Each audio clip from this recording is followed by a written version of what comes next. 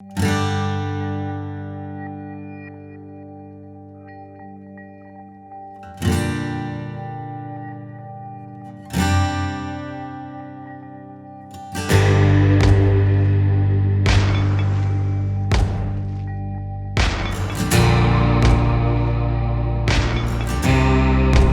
how you doing? How you doing? Nice to see you. This car looks great. Looks very incomplete. It's a shell. It's got some good wheel gap, yeah. Good candidate for an LS swap, you think? It could be. Let's see, the title is damaged, right? You said it's a salvage or a rebuild? Rebuild title. Difference. So apparently it had a flood back in 1999. Okay. I've had the carpet up and there's no sign of any water or mold or anything. Yeah, I mean, looking underneath, it looks great. I have the main harness unplugged as well, and there's no corroding or nothing in the harnesses. So this had an LS in it that you took out? It was fixing to go in. The guy started with the subframe, and that's why the subframe got swapped. So I'm saving it from an LS swap, if you think about it.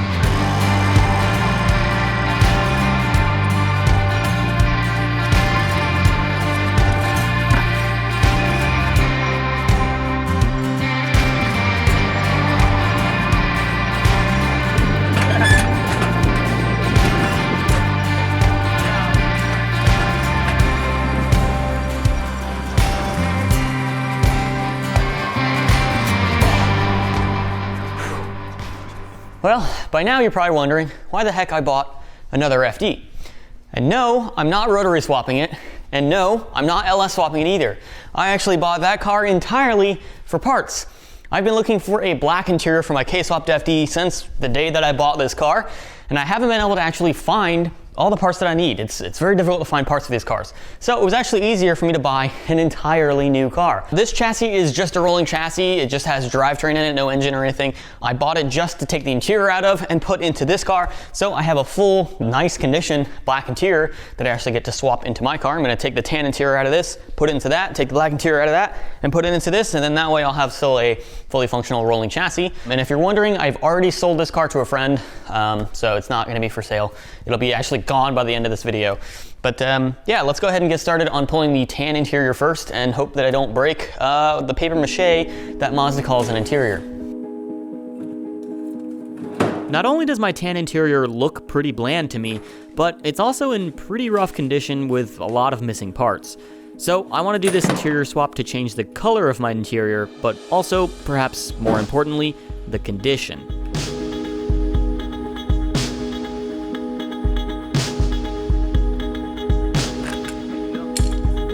One clip and one screw that was holding this on. Yep, and that's it. And yep, one plug, all right.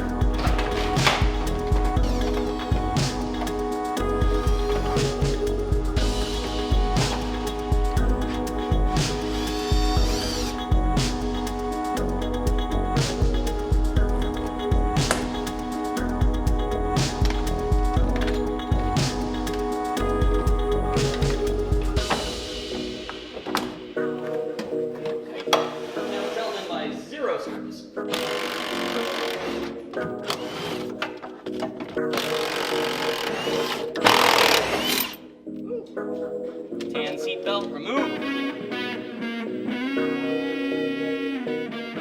Looks like it's a vinyl top, and then we've got a lot of plastic pieces here. Oh, well, I got that one off. Wow, that's crusty. But some of these clips I can't remove that easily, and I don't want to stick a screwdriver in there. So I think I'm gonna make a quick run to Advance and get a plastic trim removal tool. It's basically like a flathead, but it's plastic. So you should be able to get in there to pry on some of these parts without actually breaking anything.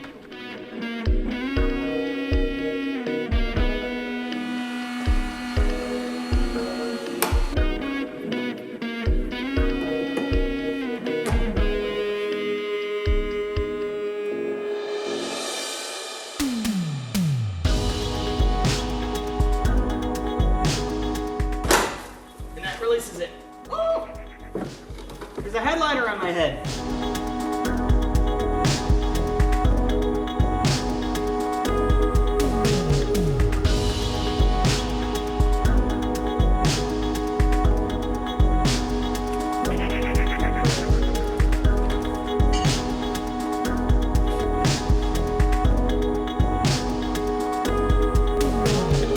All right, now we are done removing the tan interior out of the K-swapped FD, which means now it's time for this other FD. Now I know it looks pretty ugly. It's not the best looking thing in the world, but it's on the inside what counts. And that has some really good, clean black interior. So we wanna make sure that we're being very careful with everything on this car. I can't afford to break any clips, so I'm gonna have to be very careful on everything because these parts can't be replaced and they're very expensive. So I'm gonna try to be as delicate as possible.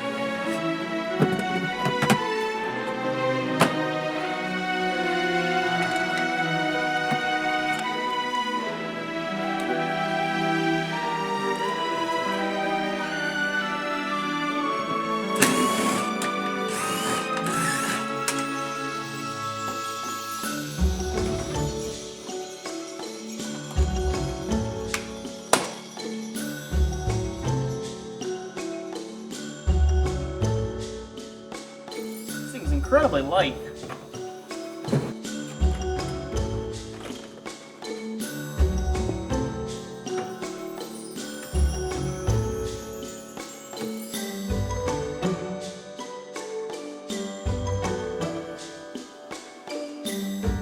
The OEM carpet, it's way nicer than the aftermarket carpet.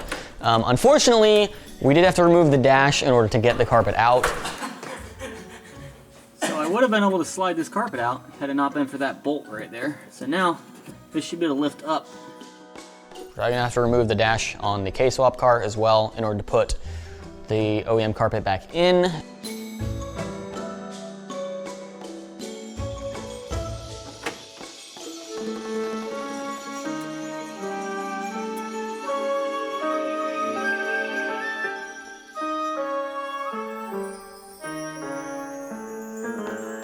So I've got my Griot's interior cleaner that I got from Advance, along with the detailing brushes, some microfibers to wipe it off, and hold on, this little vent cleaner. And now on the back half here, you'll notice I've got my big old truck battery. The reason I put a big battery in this car is because I'm running electric power steering, and I do eventually want to run electric AC compressor. However, you have to cut the bins that normally sit over this. We had that in the previous video, you can see we had to cut the bin, and that is very difficult to do because these parts are pretty rare. This battery is so large, it doesn't fit out of the top part of the cubby, which means if I ever need to change this battery, I have to remove the plastics in order to get to it, which requires removing these plastic panels on the side and on the bottom in order to get to the battery.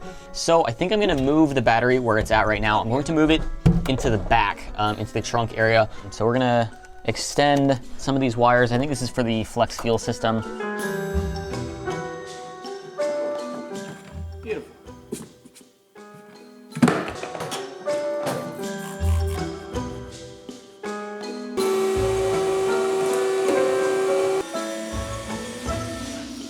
I'm making a battery tray out of some just diamond plate aluminum. All of this will sit under the carpet as well, so it keeps the trunk area pretty clean. I'm just gonna cut 2 holes in the carpet for the threaded rod to stick through.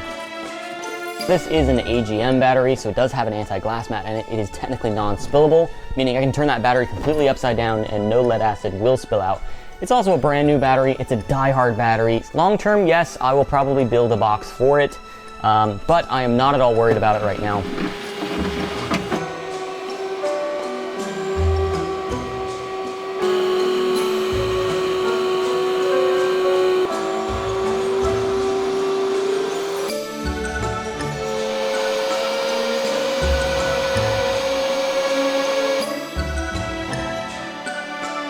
Can you see the difference?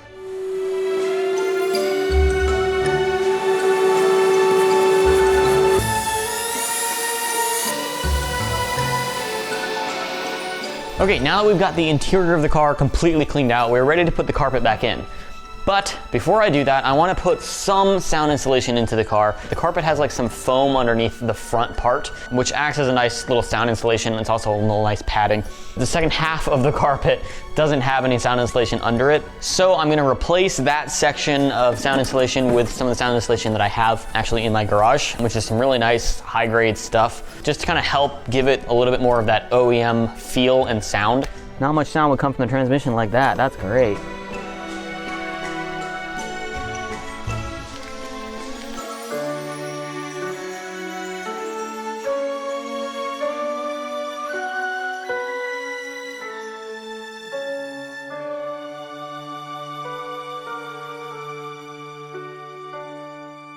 All right, with the carpet installed, the next item on the agenda is this. This is kind of like the AC core is in the actual HVAC system under the dash. It was deleted on my car, probably for weight savings. Now I won't have to take the dash back out when I'm ready to put AC in the car.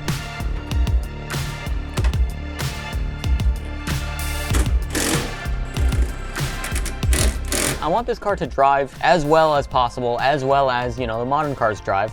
As far as road noise is concerned. So on the road trip that I took with this car, there was a lot of just plastic rubbing on plastic. So hopefully I can apply this on there and that will do the best job that I can to reduce any of that plastic rubbing against each other.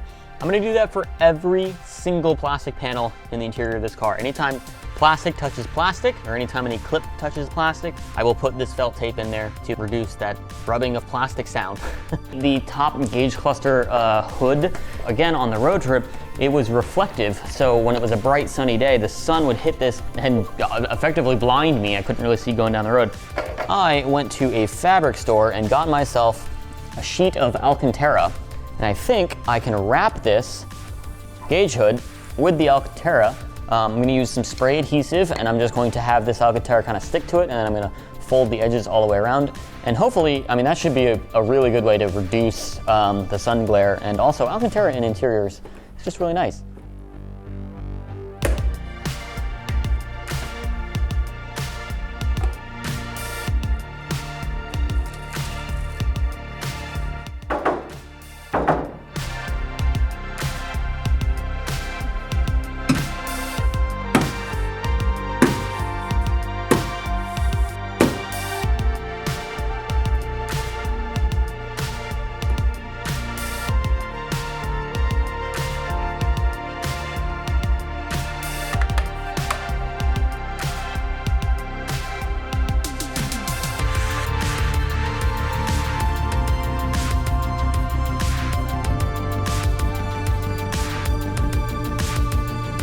I wanted to remove the door handles because these are made out of plastic and they're known to break. So in cold weather, I could go to grab the door handle and it would snap right off. I'm changing it out for a metal door handle. It doesn't look any different than the other handle. It's the exact same thing, except it's made out of metal so it won't break.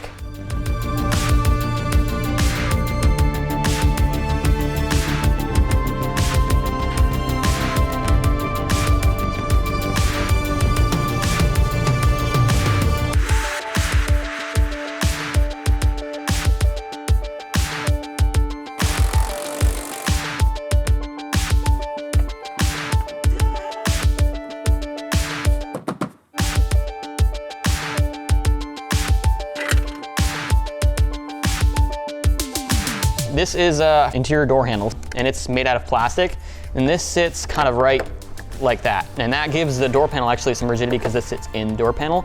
And there's one screw that goes through the bottom of this, and that screws into that bracket there, and you'll see on my plastic door panel, it's actually broken off. So this is made out of metal.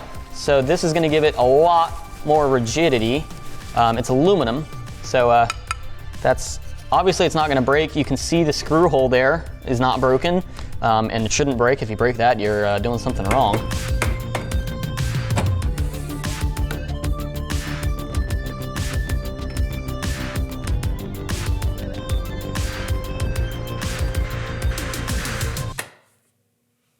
It's kind of hard for you to tell, and you probably haven't seen in any videos the passenger side footwell, and the standalone ECU is actually just chilling down here.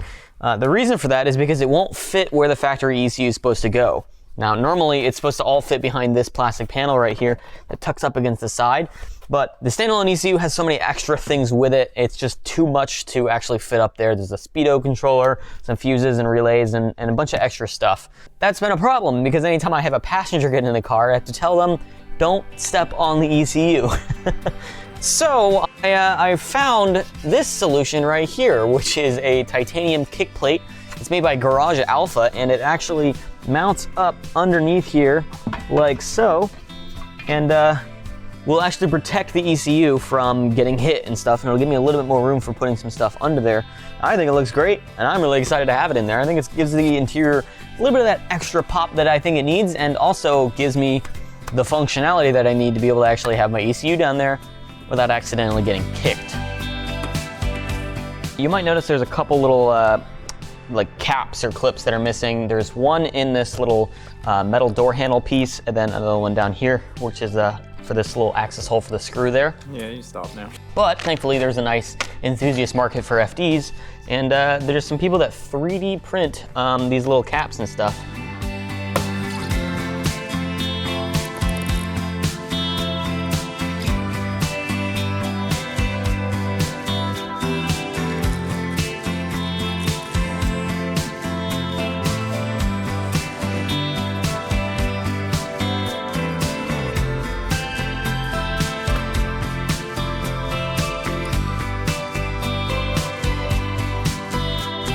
One of the benefits of buying a parts car rather than just buying a black interior is that you get a couple little extra goodies along with it, one of which is a 99 spec steering wheel. At least I think it's a 99 spec steering wheel. It might also be a Miata steering wheel. They're pretty interchangeable. But I really like the way these look. It's a more modern look. So yeah, I'm replacing an aftermarket part with a stock part.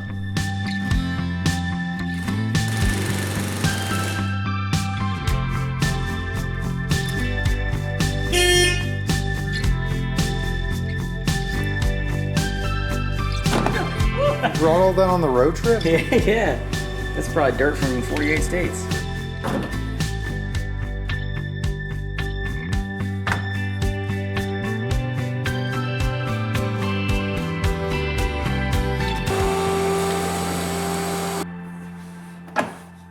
Well, it's been a long 6 days for me, probably not that long for you. I have got all sorts of new cuts on my hand from all this interior stuff.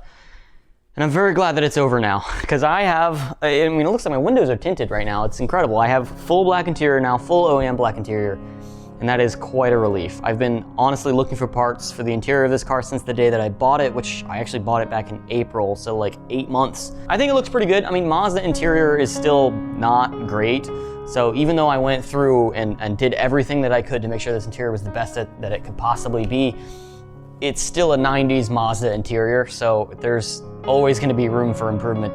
But it's a huge step forward in the right direction, and it's not tan interior anymore, which was really bugging me before.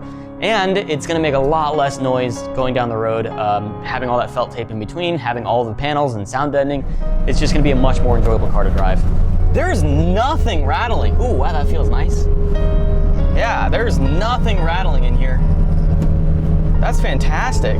I put my old tan interior back into the parts car, and once again, that car is already sold to a friend of mine. It's so quiet. It's so quiet. Having everything complete and every clip where it belongs is quite a relief. And now I'm gonna go soak my hands in Neosporin.